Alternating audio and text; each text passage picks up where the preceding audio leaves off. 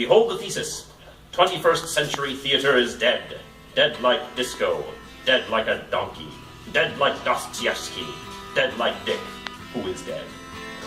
Well, we'll come back to the disco.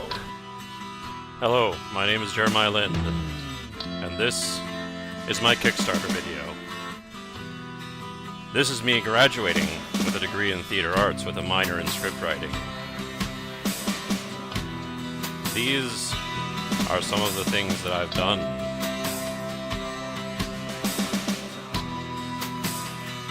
But of all the stories I've written, of all the projects I've been involved, perhaps the greatest is 21st Century Play. From the text. Go off stage, we must continue.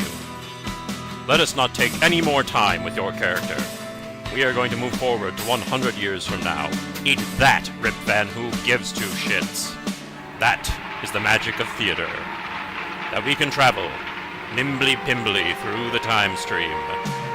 We might just take the whole show back to Charles Dickens' immortal classic A Christmas Carol for the final act. If you were all good, if you were all very good, then we will give presents. We wanted to do a Christmas show once, where presents were collected at the door and then passed around, and everyone would leave with something special.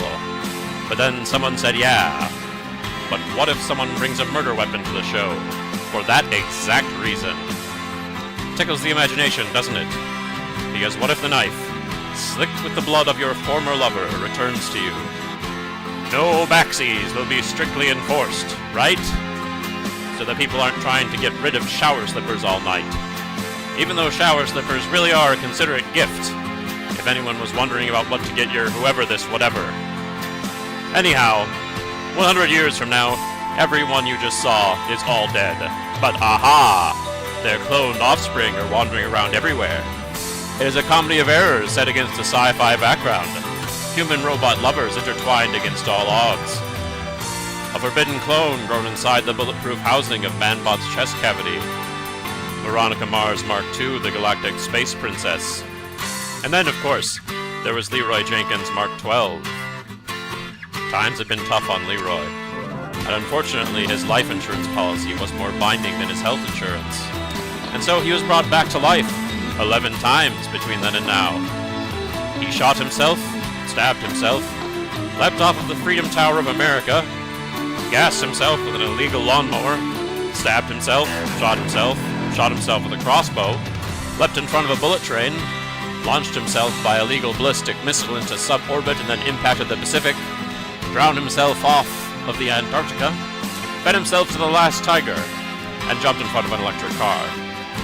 The impact of the electric car had not killed him entirely, but the driver, worried about car insurance problems of his own, killed Leroy before medics could arrive, and this actually saved Leroy several millions of dollars in compound interest.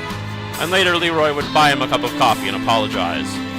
The man didn't care because the accident had given him a severe anxiety disorder that was being paid out in dividends from a cyclical health life insurance cycle.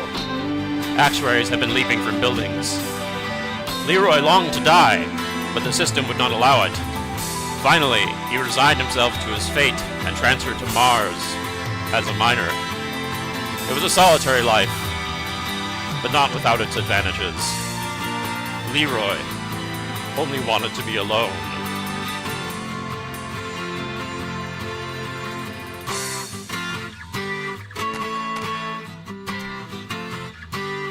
My name is Jeremiah Lind,